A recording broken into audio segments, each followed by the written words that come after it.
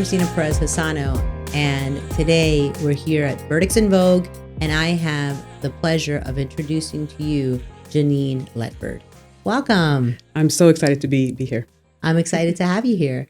And so just so the audience knows, this is the first time that we're meeting, and typically we have attorneys or their team members on our podcast.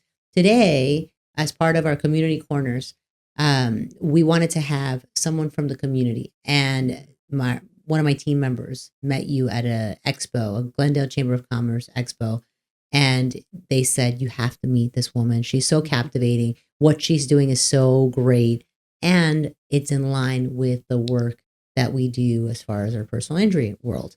So tell us a little bit about you and what you do. Sure. Well, I specialize in creativity. I'm an educator by trade. So I will say that your team member is on the right track, because one thing that you could do to, spice up your innovation is bring people from the outside world into your field so they can give you another perspective. So I'm an educator by trade, taught kindergarten through fifth grade for 15 years, and then started a nonprofit for sixth grade through 12th grade. I taught at the California State University Northridge for teachers who are getting their master's on how to integrate the arts and culture into their curriculum. And I also sat on the Donor Shoes Board, which is a national nonprofit that helps teachers get supplies into their classroom. But on this board was like the CEO of LinkedIn, the senior vice president of Facebook, Yvette Nicole Brown, and even Stephen Colbert. So some pretty heavy hitters. And so I love to share that part, because in 1 week I was working with a 4-year-old, a 14-year-old, a 24-year-old, and kids on free and reduced lunch, and then people running multi-billion-dollar companies in 1 week. So that just gave me an interesting perspective to do the work that I do today, which we'll talk about. Of course. And there's so much, because I will tell you, I looked at the paperwork that I had as far as who you are, what you're doing, some of the interesting newsreels. And so I don't even know where to start, but let's start from the top. You were an educator by trade. You have your master's of education. And how did you get into creativity, and specifically when it comes to brain function? Yes. I left the classroom in 2019, not knowing there was a pandemic around the corner. But just with the plight of our kids' creativity was plummeting. We actually have research that shows children who enter the school system versus when they exit, and then adult, just their ability to be creative. And when I say creative, I don't necessarily mean artistic. I mean just the ability to think of new ways to address problems and solutions, and their imagination. And so I did that. I started doing a lot of corporate training, because corporations need creative thinking, and that's really where the workforce is looking for. And then I looked into the cultural aspect of creativity, of, how culturally, not necessarily ethnically, but just, social groups, how that affects the way we see the creative potential of other people, and how it affects us, the way we see the creative potential of ourselves. And then I realized, wait, this organ, if I can hold this up for the listeners, I'm holding up a brain. I don't know if you've ever had a guest to actually bring in a second brain, but I realized if we don't know anything about this organ, it's hard to be creative, and it's hard to be socially aware. And I'm pretty sure you're aware of this in your field, where you have to be able to socially but predict behavior, motivation. The psychology of your field is very deep. And the brain function behind that is just amazing, of what we've been able to discover the past 10 years. Well, there's so many different parts of what you just said that it comes into play as far as lawyers, right? So yes, you have to be able, in client interaction, you have to be able to predict how they're going to react, or how what you're telling them, how it's landing on them. So this way, either you can pivot the message, modify the message so it doesn't affect them negatively, right? Because you have to tell your clients bad news sometimes, but you also have to be able to convey that in a very respectful and mindful manner. Yes. And then there's also the biases that come into our field. When we're doing a lot of jury selection, or even when you have your client, there's these biases that come in that just based on your past experiences, that before you even realize it, you've already made your assumption on the person and who's in front of you, whether it's a jury, so it can work either way, what you expect of a jury, what the jury expects of you. So there's all these things that the brain does on its own Yes. based on its learned behavior. Yeah, there's so much there. I'm so glad you brought that up. My book that I wrote, we termed the coin intercultural creativity.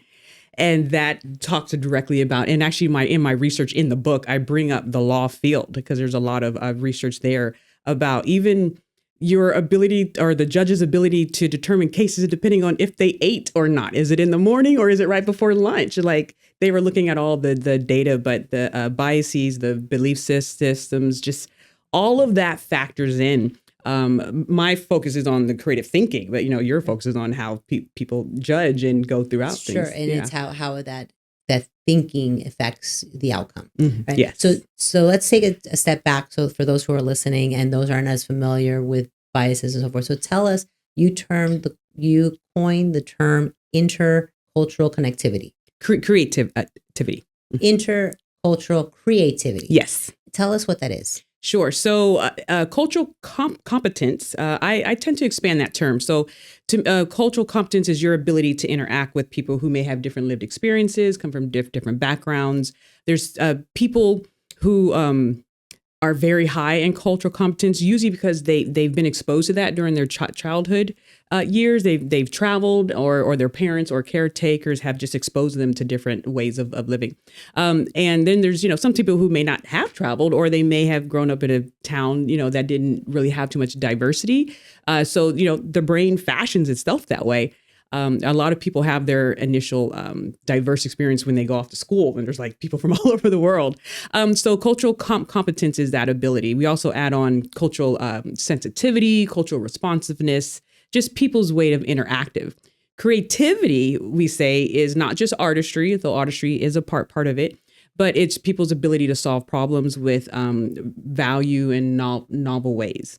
Okay. And so intercultural creativity is your ability to problem solve with relevance, value, and novelty with people from different lived experiences.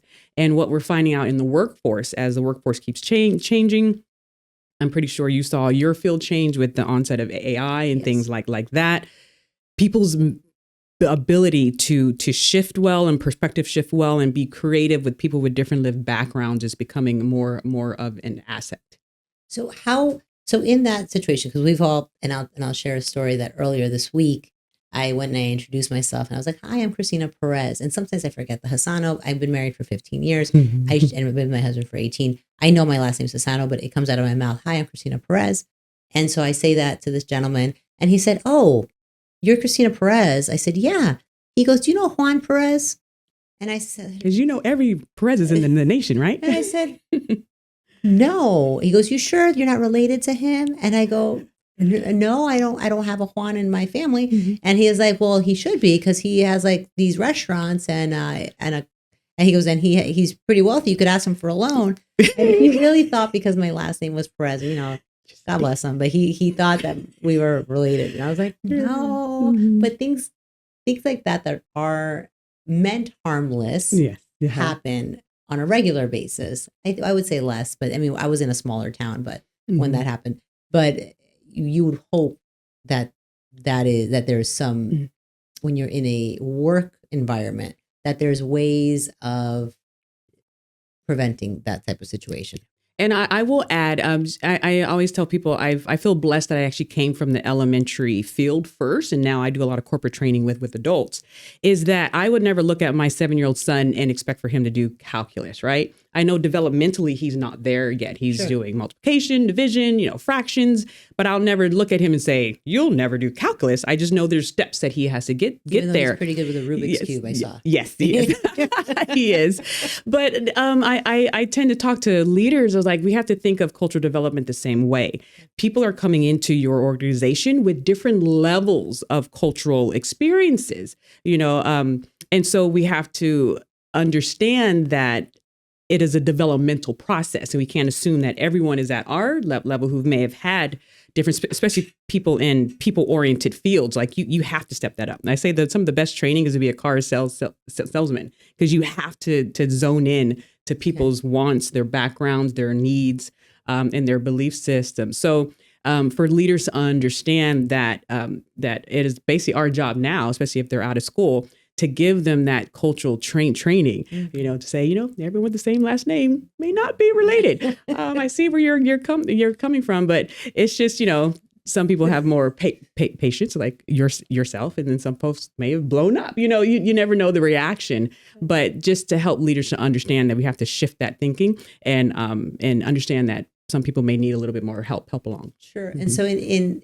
that sense, and as you were saying that, I remembered, Sophia's behind the camera and she's running the production. And I remember when she's been with me we've been together for 12 years now, 14 years. I've been corrected. 14 years we've been together. And we worked, when I first started, we worked in a very old firm here in Glendale. We were just a room, her and I and another attorney that we rented. It started with me, then the attorney, and then the three of us. And we were that way for a while before I took over the firm. Anyway, one of the people that had worked for the other firm, she's starting to laugh because she knows already, thought that it was funny, and she meant well, and she thought it was a joke, and she kept showing. She brings a cartoon over to her. Sophia is Mexican. She brings over a cartoon over to Sophia and says, "Look, look, look." It was like an old-fashioned lowrider, but the comic was a horse with really tiny legs, and like someone sitting on the back of it, and it was like on the newspaper, right? And she showed it to Sophia, and she thought Sophia would find it funny because she's Mexican. Apparently Mexicans like lowriders. I don't know. So she had to, then she came to me and I had to address it. And I didn't, and that was the first, as a business owner, that was the first time I had to address something like that, where it's like, how do you tell someone, what are you smoking? That's not what you say, but in a way that they can understand. You can't say that to other people. And that's not even funny. And then at the same time, try and navigate, Sophia's feelings in there. Like, her feelings are valid. She's offended. It was meant as a joke, but it's not funny. And then it was a kind of like a balance. So as an employer, that was like one of my first introductions to like, how do you properly handle this without everyone quitting and leaving? Yeah, escalating it and like losing everyone, right? And then also not picking sides, because I was like, read the room, lady. You don't do that. But anyways, so that was handled in a bumpy way. Yeah. So for situations where when you come in and you're supposed to, and you come in and employers say, okay, I need help. Help us how to understand this intercultural creativity. What do you do, or what do you recommend for a business that may need a little bit of help? Well, the interesting part of intercultural creativity is the fact that I write about this in the book, is that they actually sit on the same set of cognitive skills: cultural competence and creative thinking. And we have, because my logo's a diamond, so I'm always branded like diamonds. So we have the 7 gems of intercultural creativity. Okay, well, that's good. I like diamonds. And the fourth one, and sometimes I pass out diamond pens. I should have brought her a diamond pen. And the fourth one is curiosity. And so what the research is showing us there is, when we think of curiosity, we think of creativity, right? Because if creativity is a driver of innovation, curiosity is a driver of creativity. But the research is showing that curiosity is also paramount in cultural development. If I may have been in that situation, I would have been like, okay, well, what does this mean to you? Or why do you find this funny? And to see where the person is coming from. And then the teacher in me would say, okay, well, I personally feel X, Y, Z, and I understand you may not have seen this because she may be exposed to something, totally different. And then, her foundational beliefs. People have to understand the childhood years are very critical as far as how people are entering into to situations. And so curiosity is key for and even for health benefits. If I'm having an eating disorder or something like that, they're saying that just curiosity is one of the paramount strategies that people are going to. So curiosity in all the fields. And also a lot of companies have their policies in their books, right? This is on their website, but what's actually walking out day to day? That's what we're looking at. Because that influences the culture of the workforce. And that's something that's, I find, extremely important, right? To establish, because it's a reflection of you as in my case, you as a firm, Mm-hmm. you as a group of people. So what's the first step? The first step would be instead of saying calling the person out, they say call the person in. Call the person Right? in? Right. Because in the creativity aspect, don't forget the brain shuts down if there's any, the amygdala goes crazy, if there's any sense of a threat, right? Or if I feel like I'm going to be attacked. So how do we ward against that? We call the person in, we ask questions to see where the person, because this is totally your field. Questions, all types of questions, colorful questions, right? Questions show question. you where, and sometimes you use questions to lead the person, right? Yeah. The questions are very powerful, but how do you use the power of question to get the people to connect? And depending whether you separate and get both, stories that way or connect, but depending on also how large it is, the firm is, but they first have to feel safe to say that it's a growth area. And you see a huge shift in the workplace now. As an educator, especially an educator of small kids, I know that my 5-year-old is not going to get this thing, or they might, but like the first day, right? Sometimes there's a learning process. There's a mistake process. And so when you talk about a lot of these cultural things, a lot of people don't want to make a mistake. They don't want to say the wrong thing. They don't want to offend the person. But mistakes are going to happen. We're human. We all have different backgrounds. But is this a safe place where I can learn from that mistake? You can call me in and let me know, this wasn't appropriate, because I've said some inappropriate things. We're fed all these things. Sure. That, and so if we don't have someone to kindly say, you know what, that's not a cool way to address that, especially when things are always changing too. Terms that were okay 10 years ago are not okay now, right? I used to say first world, third world. We don't say that anymore. We say developing. Yeah, because first and third, it's like a hierarchy. Oh, so they're not I just learned like something. less than, I didn't realize that. Yeah, they're still developing. So now we say more developed countries, less developed countries, and things like that, or GDP or something like that. So like they're constantly changing. So we're going to mess up. But are you going to be the type of leader that allows the space to be a safe place to learn? Okay. And so that's the first step. Addressing it, allowing for that environment, a safe space. And then how do you actually implement where there's change in behavior? A lot of times we have these like yearly reviews. Once again, I know I keep going back to my elementary experience, but there's that poster that says everything I need to know in life I learned in kindergarten, right? And which is true. Like how to share, how to connect with people, how to ask for help.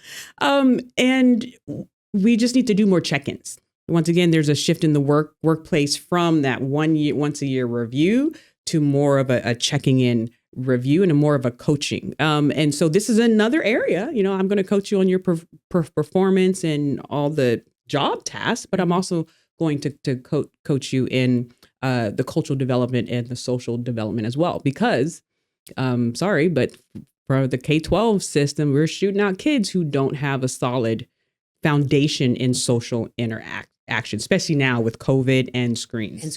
I was going to say with that, you probably have noticed a bigger shift to not having those interpersonal skills that once were there because of the lack of of human connection. So then if you are as the service that you provide to businesses that, let's say law firms that want to address or feel that they have a need to learn more about intercultural creativity, and then also just making changes. What kind of services do you provide? Let's hit pause right there. In part 2, Genein dives into brain capital, creativity, and the future of workplace wellness. Join us for part 2 of this discussion on the next Verdicts in Vogue.